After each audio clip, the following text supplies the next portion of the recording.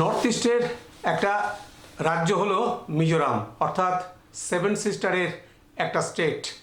তো এই মিজোরামের যে সীমানা, সেই সীমানাতে কিন্তু রয়েছে নাগাল্যান্ড, মণিপুর এবং আসাম। তাছাড়া এর সাথে একটা দীর্ঘ বর্ডার লাইন কিন্তু রয়েছে বাংলাদেশ এবং মায়ানমারের সাথে।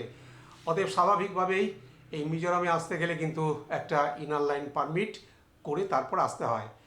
তো যারা এখানে ঘুরতে আসবেন, তো তাদের জন্য 7 দিনের একটা ট্যুরিস্ট পারমিট পাওয়া যায়। তো এটা আপনি ঘরে বসেই অনলাইনে অ্যাপ্লাই করে পারমিটটা আপনি পেতে পারেন। তো কিভাবে এই পারমিটটা আপনি পাবেন, অর্থাৎ সেটা যদি আপনি আপনার বাড়িতে করে নিতে চান, তাহলে কিভাবে করে নেবেন সেটা আমি আপনাদের হাতে কলমে শিখিয়ে দেবো। তাহলে চলুন দেখে নেওয়া যাক কীভাবে আপনারা ঘরে বসেই এই মিজোরামের ইনার লাইন পারমিটটা আপনারা বের করবেন। প্রথমেই গুগলে গিয়ে সার্চ করুন মিজোরাম আইএলপি অ্যাপ্লাই অনলাইন। আপনার সামনে যে পেজটা চলে আসবে তার প্রথমেই কিন্তু রয়েছে মিজোরাম আইএলপি। এইখানে ক্লিক করুন। ক্লিক করার সাথে সাথেই এই পেজটা চলে আসবে। এই প্রথম অ্যাপ্লাই টেম্পোরারি আইএলপি, এখানে ক্লিক করবেন। ক্লিক করার সাথে সাথেই আপনার সামনে আইএলপির অ্যাপ্লিকেশান ফর্মটা কিন্তু চলে আসবে, যার প্রথমেই থাকছে সিলেক্ট টাইপ। এখানে 3টে অপশান পাবেন, তার মধ্যে অবশ্যই আপনি দেবেন ট্যুরিজম। তারপর ফুল নেম, আপনার নামটা দেবেন, জেন্ডার, ডেট অফ বার্থ, যদি আইডেন্টিটি মার্ক কিছু থাকে আপনার সেটা দিয়ে দেবেন। তারপর হচ্ছে registered mobile number, voter ID number এবং বাবার নাম। এর পরের লাইনেই রয়েছে আপনার ফুল অ্যাড্রেস। এই ফুল অ্যাড্রেসটা দেওয়ার সময় খেয়াল রাখবেন আপনি যে ডকুমেন্টটা দিচ্ছেন সেই ডকুমেন্টের সাথে এই অ্যাড্রেসটা যেন ঠিক মিল থাকে। কোথার কোন কান্ট্রির নাম, সিলেক্ট স্টেট, ডিস্ট্রিক্ট, এগুলো আপনাদের যার যেখানে হবে সেটা দিয়ে দেবেন। পারপাস অফ ভিজিট, অবশ্যই এখানে ট্যুর দেবেন। তারপরেরটা হচ্ছে প্লেস অফ স্টে।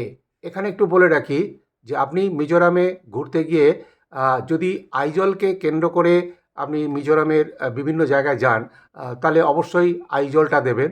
আর তাছাড়া যদি আপনি মিজোরামের আরও কোনো জায়গাতে যদি আপনি স্টে করতে চান, তাহলে সেই জায়গাগুলো আপনাকে এখানে দিতে হবে। আমি যেহেতু আইজল, চাম্পাই, থেনজল এবং রেইকে স্টে করব, তাই আমি এই 4টে জায়গার নামই দিয়ে দিলাম। তারপর লাইনটাই রয়েছে প্রপোজড ডেট অফ এন্ট্রি, অর্থাৎ আপনি কবে মিজোরামে পৌঁছাবেন সেই ডেটটা আপনি এখানে দেবেন। মনে রাখবেন ডেটটা যেন 30 দিনের মধ্যে হওয়া চাই। আপনি 2 মাস আগে অ্যাপ্লাই করবেন সেটা কিন্তু নেবে না। ম্যাক্সিমাম সময়টাই হচ্ছে 30 দিন। আপনি একদিন আগেও করতে পারেন, আবার 30 দিনের দিনও করতে পারেন। এবার 2 নম্বর লাইনে রয়েছে সাপোর্টিং ডকুমেন্ট। আপনাকে 3টে ডকুমেন্ট দিতে হবে। তো সেই ডকুমেন্টগুলো হচ্ছে প্রথমেই পাসপোর্ট সাইজের একটা ফটো, ভোটার আই কার্ড আর ট্যুরিজম ভেরিফিকেশান ডকুমেন্ট। এখানে যদি আপনি কোনো ট্যুর অপারেটরের সাথে যান, তাহলে তাদের ট্যুর ইটিনারিটা দিয়ে দিতে পারেন। তাছাড়া আপনার এয়ার হোক বা ট্রেনের রিটার্ন যে টিকিট, সেটা এখানে দিয়ে দিলেও হবে। এগুলো আপনি আগে থেকেই কম্পিউটারে নিয়ে রাখবেন। এবার কিভাবে আপলোড করবেন সেটাও আমি দেখিয়ে দিচ্ছি। সিলেক্ট ফাইল টু আপলোড, অর্থাৎ এখানে ওই অপশানগুলো চলে আসবে। আপনি যখন ছবিটা বা ফটো যখন আপলোড করবেন, তখন এখানে ক্লিক করবেন। করে এখানে দেখুন ডান দিকে প্লাস চিহ্ন আছে, তখন এখানে চিহ্নটাতে ক্লিক করলে আপনার কম্পিউটারের কোথায় আপনার সেই ছবিটা রয়েছে সেখান থেকে বের করে আপনি আপলোড করে দেবেন। এইভাবে আপনি বাকি দুটো ডকুমেন্টও আপলোড করে দেবেন। এখানে একটা লোকাল কন্ট্যাক্ট নাম্বার যদি থাকে আপনি দিয়ে দেবেন। যদি হোটেল বুক করা থাকে তাহলে হোটেলের কন্ট্যাক্ট নাম্বার দিতে পারেন, বা গাড়ি বুক করা থাকলে গাড়ির কন্ট্যাক্ট নাম্বার দিতে পারেন, বা কোনো ট্রাভেলিং এজেন্সির সাথে যাচ্ছেন তাদের কন্ট্যাক্ট নাম্বারটা আপনি দিয়ে দিতে পারেন। বাস, আপনার ফর্ম ফিল আপ কমপ্লিট। এবার আপনি করবেন সাবমিট অ্যাপ্লিকেশান। সাবমিট অ্যাপ্লিকেশানে যখনই আপনি ক্লিক করবেন, সঙ্গে সঙ্গে আপনাকে একটা রেফারেন্স নাম্বার দিয়ে দেবে। সেটা আপনার রেজিস্টার্ড মোবাইল নাম্বারও আসবে, আপনি এই কম্পিউটারও সেই নাম্বারটা পেয়ে যাবেন। ভেরিফাই করার জন্য 2-1 দিন কিন্তু সময় লাগবে। যখনই এটা ভেরিফাই হয়ে যাবে, সঙ্গে সঙ্গে কিন্তু আপনার ওই রেজিস্টার্ড মোবাইলের মেসেজ কিন্তু পাঠিয়ে দেবে যে আপনার পেমেন্ট ডিউ। পেমেন্ট ডিউ মানেই হচ্ছে আপনার ভেরিফাই হয়ে গেছে, এবার আপনি শুধুমাত্র পেমেন্টটা দিলেই হয়ে যাবে। কেননা এই আইএলপির জন্য কিন্তু সরকারি একটা চার্জ আছে 350 টাকা। সেই 350 টাকা আপনি ইউপিআইতে অথবা ডেবিট কার্ডে যেভাবে হোক আপনি দিতে পারেন। আর যখনই আপনি ওই চার্জটা দিয়ে দেবেন, সঙ্গে সঙ্গে কিন্তু আপনার নামে ওই আইএলপি কিন্তু চলে আসবে। এবার আপনি পেমেন্টটা কিভাবে দেবেন সেটাও একটু আপনাকে বলে দিচ্ছি। একদম লেফট সাইডে চলে যান। এই লেফট সাইডে দেখুন এখানে একটা বার আছে, এখানে আপনি ক্লিক করুন। সেখানে দেখবেন কয়েকটা অপশান চলে আসবে, তার মধ্যে ফি, পেমেন্ট অ্যান্ড ডকুমেন্ট পাস, এইখানটা ক্লিক করবেন। ক্লিক করার সাথে সাথে এই পেজটা চলে আসবে। আর এখানে আপনার যে রেফারেন্স নাম্বারটা পেয়েছেন সেইখানটাতে পেস্ট করে দিন। এবার সার্চ করলেই আপনার পেমেন্টের অপশানটা চলে আসবে। আপনি ইউপিআই অথবা ডেবিট কার্ডে আপনি পেমেন্টটা করতে পারেন। পেমেন্টের সাথে সাথেই চলে আসবে আপনার আইএলপিটা। আপনার আইএলপি চলে এলো। এখন আপনাকে এখান থেকে ডাউনলোড করে নেবেন, তারপরে প্রিন্ট আউট বের করে নেবেন। এই হচ্ছে আপনার আইএলপির কপি। মনে রাখবেন এই আইএলপি কপিটা মিজোরামে ঢোকা থেকে শেষ পর্যন্ত সব সময় কিন্তু আপনাদের কাছে রাখবেন। বাস, আপনার আইএলপির কাজ কমপ্লিট। এবার বাক্স প্যাটরা গুছিয়ে নিন আর নির্দিষ্ট ডেটে সোজা বেরিয়ে পড়ুন মিজোরামের উদ্দেশ্যে। 10ই মার্চ 2026 8জন সিনিয়র সিটিজেন নিয়ে যাচ্ছি মিজোরাম। আমাদের সকলেই হচ্ছে ব্যারাকপুরের বাসিন্দা আমরা তার জন্য নয়াটি থেকেই উঠব। এখন বাজে হচ্ছে 11টা 10, 11:30 এখানকার অ্যারাইভেল টাইম। আর 20 মিনিট আমাদের অপেক্ষা, তারপর আমরা সোজা চলে যাব মিজোরামের উদ্দেশ্যে। নির্ধারিত টাইমের মধ্যেই চলে এলো কলকাতা সাইরাং এক্সপ্রেস। 131-25 কলকাতা সাইরাং এক্সপ্রেস মিজোরামে যাওয়ার একমাত্র ট্রেন। এখনও পর্যন্ত ট্রেনটা সপ্তাহে 3 দিন, মঙ্গল, বুধ আর শনি। আর এই ট্রেনটাই ফেরে হচ্ছে বৃহস্পতি, শুক্র আর সোম। পর্যটন মানচিত্রে মিজোরামের পরিচিতি কিন্তু প্রায় নেই বললেই চলে। তার একমাত্র কারণ অবশ্য এতদিন সরাসরি কোনো ট্রেনের যোগাযোগ ছিল না। তো ইদানিং ট্রেন একটা চালু হয়েছে এই কয়েক মাস হলো কলকাতা থেকে। সেটা অবশ্য সপ্তাহে রোজ নয়, উইকলি, সপ্তাহে 3 দিন যায়। তো সেই ট্রেনের জন্য তবু মানুষের কিছুটা আগ্রহ যে এসেছে সেটা বুঝতে পারছি। কেননা আমার এই ট্রেনেও বেশ কিছু প্যাসেঞ্জার আছে যারা শুনলাম যে এই ট্রেনের জন্যই তাদের আসা। এই ট্রেন পথের প্রধান আকর্ষণ হলো এখানে অনেকগুলো টানেল পাবেন, ছোট বড়। আর এই টানেলগুলো শুরু হয় নিউ হাফলং স্টেশনের পর থেকে। তবে নিউ হাফলংয়ের আগেও কয়েকটা টানেল পাবেন। প্রায় 48টি সুড়ঙ্গ রয়েছে এই রেলপথে। তার মধ্যে সব থেকে দীর্ঘতম যে টানেলটা সেটা ওই নিউ হাফলং স্টেশন থেকে ছাড়ার পরেই শুরু হয়। প্রায় 3.5 কিলোমিটার দীর্ঘ এই টানেলটা, এটাই সব থেকে বৃহত্তম টানেল। তাছাড়া রয়েছে বেশ কিছু রেল সেতু। এই রেলপথে রয়েছে প্রায় 55টি সেতু, যার মধ্যে 144 নম্বর সেতুটি, যার উচ্চতা প্রায় 114 মিটার। সাইরাঙে পৌঁছালাম। আর এই সাইরাঙে যে নির্ধারিত টাইম 6টা 15, সেখানে কিন্তু অনেকটাই লেট। এখন 7টা 45, মানে 7:45। তো যাই হোক, আমরা এসে পৌঁছে গেছি। আমাদের এখন বাইরে গাড়ি দাঁড়িয়ে আছে, গাড়ি আমাদের বুকিং করা আছে। আমরা সোজা চলে যাব এখন হোটেলে, সেখানে আমরা হোটেলে চেক ইন করবো। যারা ইনার লাইন পারমিট করে আসতে পারেননি তাদের জন্য সাইরাং স্টেশনে নেমেই নির্দিষ্ট কাউন্টার থেকে ফর্ম নিয়ে এখান থেকেই আপনারা ইনার লাইন পারমিট করে নিতে পারবেন। হোটেল দিনথার যারা, এখানে আমরা 4 নাইট স্টে করব। পরপর 2টো রুম, তার সাথেই রয়েছে কিচেন কাম ডাইনিং। আমরা 8 জনের জন্য মোট 3টে রুম নিয়েছি, 2টো বড় আর একটা ডাবল বেডরুম। এটা একটা বড় রুম, খুব সুন্দর। রুমটা নিয়ে কোনো কথা হবে না। এখানে এই 3টে রুমের ভাড়া উইথ কিচেন 5,500 টাকা পার ডে। এই হোটেলের কন্ট্যাক্ট নাম্বারটাও আমি দিয়ে দিলাম। এখানকার প্রত্যেকটা রুমেরই একটা নাম আছে, ওটা যেমন মোসেস আর এটা হচ্ছে মার্ক। এটা কতকটা 2 BHK এর মতন, 2টো বড় রুম এবং তার সাথে attach kitchen cum dining room. তো দেখতেই পাচ্ছেন যে কি বিশাল আকারের এই কিচেন, এবং এখানে এদের সমস্ত কিছু ইউটেন্সিল কিন্তু রয়েছে। শুধু তাই নয়, গ্যাসের যে সিলিন্ডার, যে গ্যাসটা আপনি খরচ করবেন, সেই গ্যাসের কিন্তু কোনো এক্সট্রা পে করতে হয় না। ট্রেনটা লেট থাকার জন্য আমাদের যেহেতু এখানে পৌঁছতে পৌঁছতে রাত 9টা বেজে গেল, তো তার জন্যই আমাদের ডিনারটা খুব একটা বেশি ঝামেলা আমরা করতে পারলাম না। অনেক হোটেলে কিন্তু এই কিচেনের ব্যবস্থাটা আছে, তাহলে সেটা আপনারা জেনে নিয়ে যাদের আছে সেখানে তো আপনারা ঘর করে নিতে পারেন। রান্নার লোক যদি থাকে তাহলে আপনারা পাশেই বাজার, এবং বাজার যদি নাও থাকে আপনার রোড মার্কেট কিন্তু এখানে সব জায়গায় আছে, মানে কিছু দূর পরপরই অন্তত সবজি 4-5টা দোকান, মাছের একটা দোকান, এরকম কিন্তু পেয়ে যাবেন। তবে চাইলে আপনারা একদিন মিজো থালি টেস্ট করে দেখতেই পারেন। এখানে ভাত ছাড়াও 8-10টা আইটেম আপনাদের সামনে হাজির করবে। তো দেখতেই পাচ্ছেন যে বড় বড় পাত্র, এবং প্রত্যেকটা পাত্রতেই কিন্তু একটা করে বড় চামচ রয়েছে। তাই এদের সিস্টেমটাই হচ্ছে এখান থেকে আপনার যেটুকু দরকার সেটুকু আপনি তুলে নিলেন, আর বাকিটা কিন্তু ওরা ফেলে দেবে না, এটা কিন্তু ওরা কিন্তু আবার ফিরিয়ে নিয়ে যায়। তো এই যে সিস্টেমটা, এই সিস্টেমটা কিন্তু আমি এখানেই প্রথম দেখলাম। তো যাই হোক, যদি আপনাদের মনে হয় যে না একটা দিন আমরা টেস্ট করে দেখব, তাহলে অবশ্যই দেখতে পারেন। তো এই একটা পুরো লাঞ্চের মেনু আমি আপনাদের দেখিয়ে দিলাম, এবং এর দাম হচ্ছে মাত্র 200 টাকা। এছাড়া প্রপার আইজলে রয়েছে হোটেল মিলেনিয়াম। এটা পুরোপুরি বাঙালিয়ানা না হলেও কিছুটা বাঙালিয়ানা খাবার পেয়ে যাবেন এখান থেকে। হোটেলের ঘরের জানালা দিয়েই শুয়ে শুয়ে এই রাতের আইজলের শহরের যে দৃশ্য, সেটা দেখতে দেখতেই অনেকটা সময় আপনারা কাটিয়ে দিতে পারবেন। মিজোরাম সানডে ক্লোজ ডে, কোনো চায়ের দোকান আপনি খোলা পাবেন না।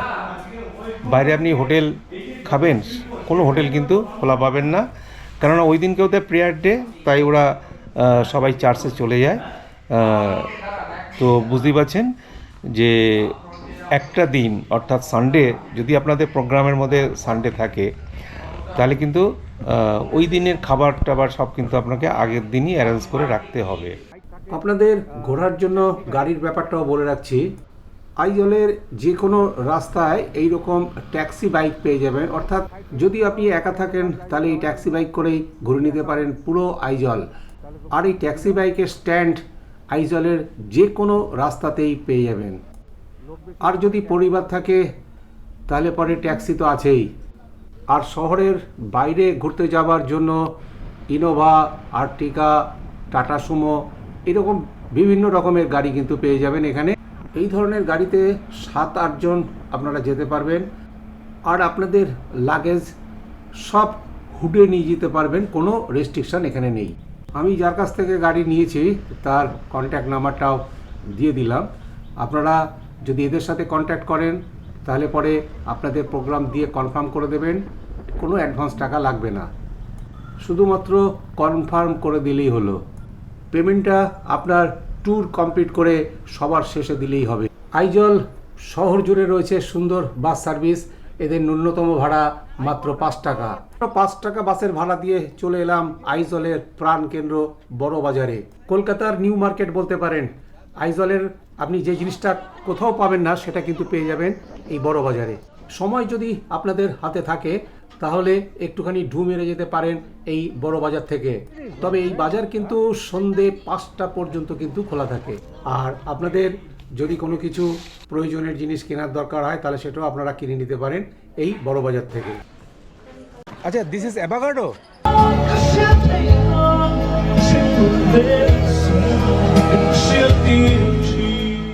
আমরা মিজোরামের প্রোগ্রাম শুরু করছি এই আইজলের ট্যুর দিয়ে। ঠিক 9টার সময় আমরা বেরিয়ে গেছি। আজকের তারিখ হচ্ছে 12ই মার্চ 2026। আর আমাদের সাথে থাকছে আলবিন ভাই। চলে এলাম আইজলের দ্বিতীয় স্পট সোলোমন টেম্পলে। 10টার সময় খোলে, আমরা একটু আগেই চলে এসেছিলাম, যাই হোক একটুখানি কফি টফি খেয়ে সময় কাটালাম। এটা দেখে চার্চ বলে মনে হলো, এটা আসলে কিন্তু ঠিক সেইভাবে চার্চ বলা যায় না। এটা একটা অসাম্প্রদায়িক টেম্পল হিসাবেই এরা মানে। মন্দিরটি একদিকে যেমন অনেক বড়, এর গঠনটা কিন্তু ভারী সুন্দর, আর তাছাড়া চারিদিকের ভিউটাও কিন্তু আপনাদের ভালোই লাগবে।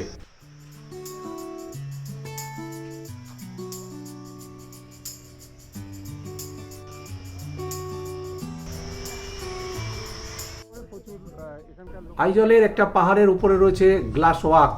যেহেতু স্কাই ওয়াকের অবস্থানটা পাহাড়ের একটা মাথায়, তাই উপর থেকে চারিদিকে এই আইজল শহরের ভিউটা কিন্তু খুব সুন্দর দেখতে পারবেন এখান থেকে। কত যে বড় শহর এই আইজল, সেটা এখান থেকে চারিদিকের ভিউটা দেখলেই বুঝতে পারবেন। গ্লাস ওয়াকের ডিস্টেন্সটা খুব একটা বেশি না, বড় জোর 10 মিটার হতে পারে। চলে এলাম আইজলের পরবর্তী স্পট স্টেট মিউজিয়ামে। যে কোনো মিউজিয়ামে ফটোগ্রাফির যে রেস্ট্রিকশন থাকে সেটা কিন্তু এখানে নেই। মিউজিয়ামের প্রবেশ মূল্য মাত্র 20 টাকা, আর এদের কালেকশনটাও প্রচুর, তাই মিউজিয়ামটা ঘুরে দেখতে কিন্তু বেশ কিছুটা সময় কিন্তু আপনাদের লেগে যাবে।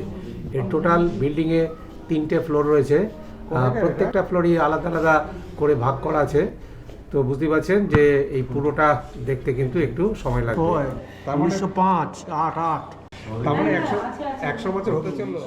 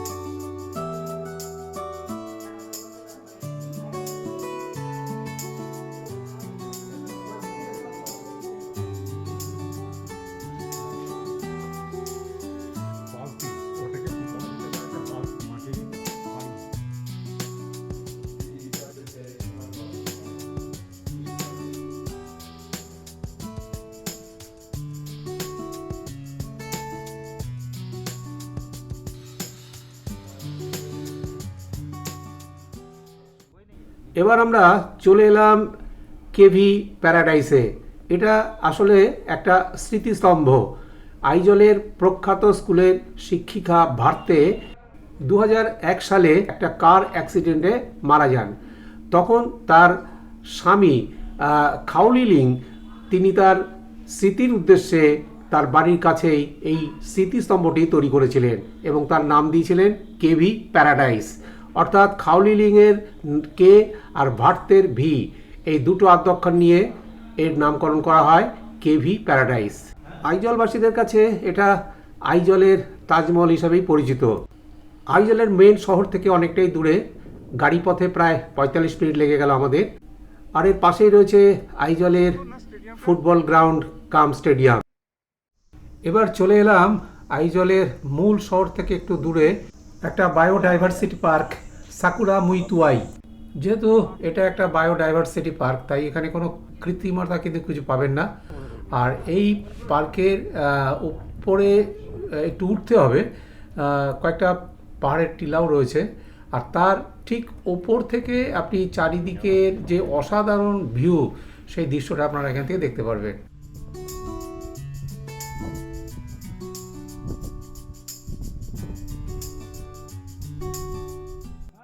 তাছাড়া এখানে রয়েছে একটা বাটারফ্লাই গার্ডেন। এখানে প্রচুর বাটারফ্লাইও দেখলাম।